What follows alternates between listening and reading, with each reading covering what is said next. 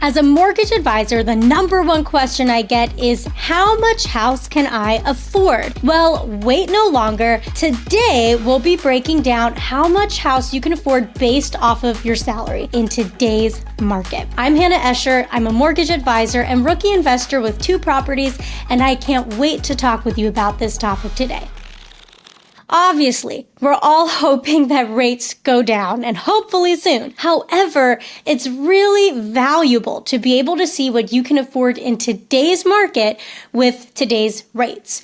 So today we're going to be breaking down a couple different salary levels and what you would be able to purchase based off of a 7% interest rate with 20% down. We're using those numbers just to keep things simple. And we're also going to be basing these scenarios off of this being your primary residence. Now, if you're looking to purchase an investment property, most of the time, you're going to need about 25% down in order to get the best terms possible. As all of you know, if you've watched my previous videos, I am a huge fan of getting into homes under 20% down. However, today we're looking at a 20% down number with no PMI. So before we get into the numbers, let's just talk a little about renting versus owning. So if you've never purchased a home before, most likely you are renting. There are some really amazing pros to renting. One of those being that many times rent is going to be lower than a mortgage payment. Another pro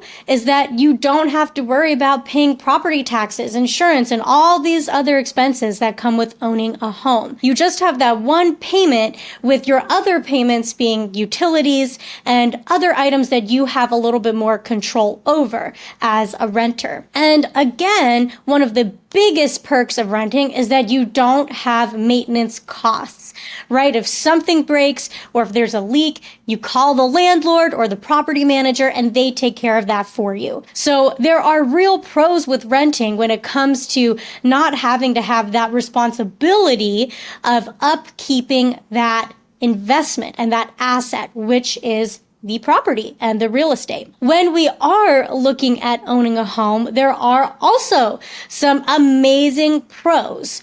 One of those biggest pros is going to be home equity and the home equity value that you'll be able to make off of that investment year over year over year. And there are many data points that show that usually if you're a homeowner, you're going to have a higher net worth than if you're a renter. And also, there are many data points that show that home equity is one of the largest pieces of wealth and that net worth. So keeping that in mind, the pro really of renting is you have less responsibility and many times you can have a lower monthly payment. However, the pro of owning a home really comes down to that long-term investment value. And if you're willing to take that responsibility of those other items and maybe spend a little bit more month over month, then home ownership might be a great fit for you. So let's break down the cost of owning a home. Because again, if you're renting, you have one payment that you pay to your landlord or property manager, and then you have your utilities that you take care of. When you are a property owner and a home owner, there are other things that you're going to be paying for. So first, you'll have your principal and interest payment, which is your mortgage payment. That is going to be amortized usually, if you're in a fixed rate product, over whatever term you have. Let's say it's 30 years. So you're making equal payments every month of this principal and interest payment so that by the end of those 30 years, you have that loan completely paid off. And now that asset is yours, free and clear. The other payment that you'll find as part of a mortgage is going to be property taxes. Now, many times you can have the option of wrapping those property tax payments into your monthly payment. And if you're putting down 20% or more, you can also choose to have those separated from the monthly payment if you're in a conventional loan. Now, property taxes are going to be different in different areas of the country.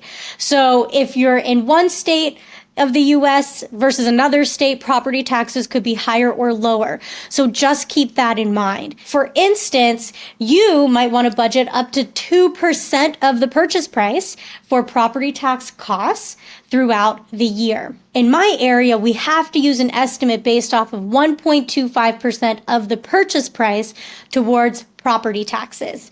And again, property taxes can look different in each area, so keep that in mind. Another payment that you will have included in that monthly payment if you have a mortgage is going to be your homeowner's insurance. For this one, it's important to note that if you do own a home outright, many times you're not required to have homeowner's insurance. However, if you've been keeping up with the numerous natural disasters that continue to happen, it's always recommended that you have homeowner's insurance.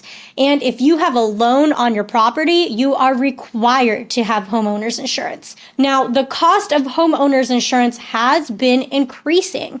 So it's important that you estimate the right amount for this homeowner's insurance policy for your specific area. So if you're in an area that has more natural disasters happening, often I would definitely estimate higher for insurance costs. So for example, instead of your insurance costs maybe being $1,000 a year, maybe they're going to be $3,000 or $4,000 a year, or even more if you're buying a very expensive property. So keep that in mind. Insurance costs can also vary and they are not fixed. The other item you may or may not have is going to be an HOA.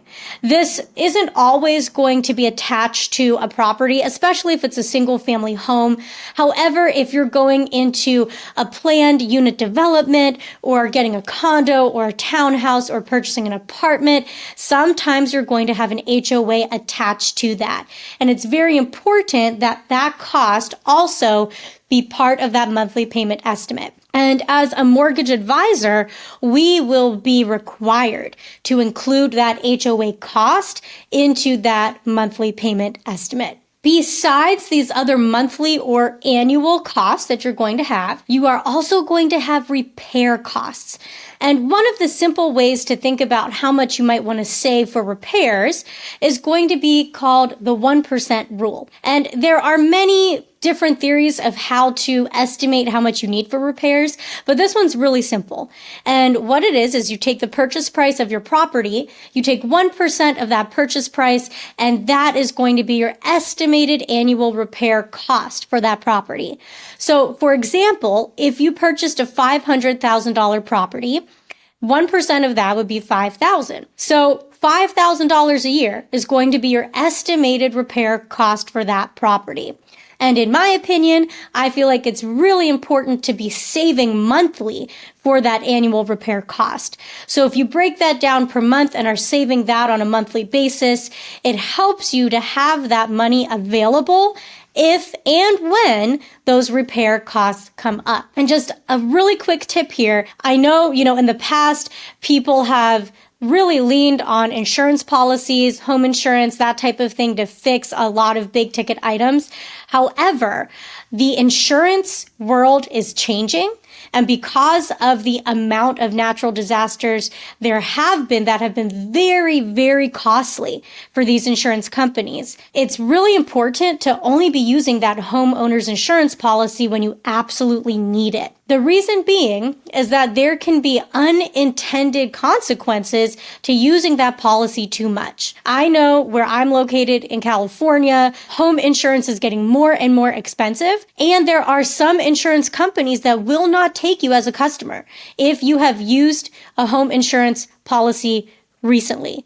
So it's important to keep that in mind, and it's important to be saving those funds during the year so that you have money available for those repairs if something happens. It can be difficult if you have to use that insurance policy, and then when you're going to buy your next property, you can't get home insurance. So keep that in mind. Now, I know this is a lot of information and it's a very detailed breakdown of costs, but we want to make sure that you have a good understanding of what the cost looks like when you are getting into home ownership. The nice thing about, that monthly breakdown where we're looking at principal, interest, property taxes, insurance, those 4 items can be added into your mortgage payment on a monthly basis most of the time. So if you're in a situation right now and you already own a home and you're having to pay those payments individually, talk to your loan servicer and see if they can wrap it all into the same payment for you, because that is really helpful. So now that we've talked about the breakdown of this monthly payment with being a homeowner, let's take a look at specific numbers. Before we get started, I do want to say that it's really important that you're working with a trusted lender, whether you've bought your 10th property or whether this is your first property. So if you're just getting into real estate investing and you don't have a lender that you're working with, go to biggerpockets.com/find lenders and you can find a trusted lender in your area there. So let's get into the nitty-gritty of it now. Let's break these numbers down based off of salary in today's market and see how much house you can afford. We're going to be using specific ratios today. Now, I want to say just from the top that the different types of loan products that are available are going to have different qualifying metrics. But we're going with a very conservative metric today of 28% of your income being used toward your housing expense, which would be that full mortgage payment of principal, interest, taxes, and insurance. And then we're going to use a ratio of 36% as your overall debt. So that would include your housing ratio and it would include any other liabilities that would show up on your credit report. So that could be a car payment, it could be student loans, it could be credit card payments, medical payments, all of that wrapped into that 36% ratio. Now, most of the time, you can go higher than that in many types of loan products, but we really want to be conservative with these numbers here. And if you're interested in finding out exactly what you qualify for, go speak with a trusted lender. So before we get into the numbers, I just want to do another reminder that we're using 7% as our interest rate and we're using 20% as the down payment. So keep that in mind as we're breaking everything down. Let's look over the first scenario. If you have a salary of $75,000 a year, this breaks down to $6,250 a month. Using the 28/36 ratio rule, so that's 28% for your housing expense and 36% for your overall debt ratio, we're looking at $6,250 times 28%, which is going to be $1,750 a month that you should be able to put towards your housing expense. Again, housing expense is principal, interest, taxes, and insurance costs. So looking at $1,750 as our monthly allocated amount for your housing expense, you should be able to purchase a home of around $260,000. And that's taking into account a 7% fixed interest rate and 20% as your down payment. That includes estimates for principal and interest, property taxes, and insurance. Okay, so we've looked at $75,000 as your annual salary.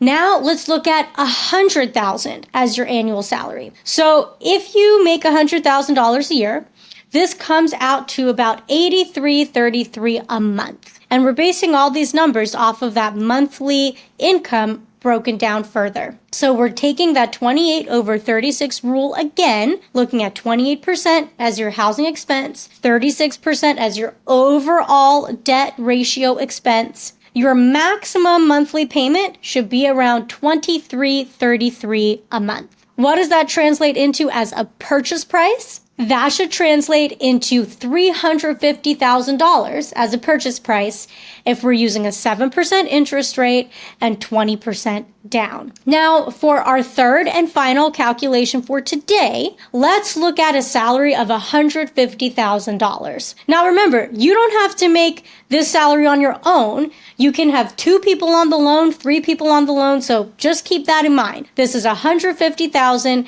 as the overall income that we're using for the file. Let's break that down into monthly income, which comes out to $12,500 a month.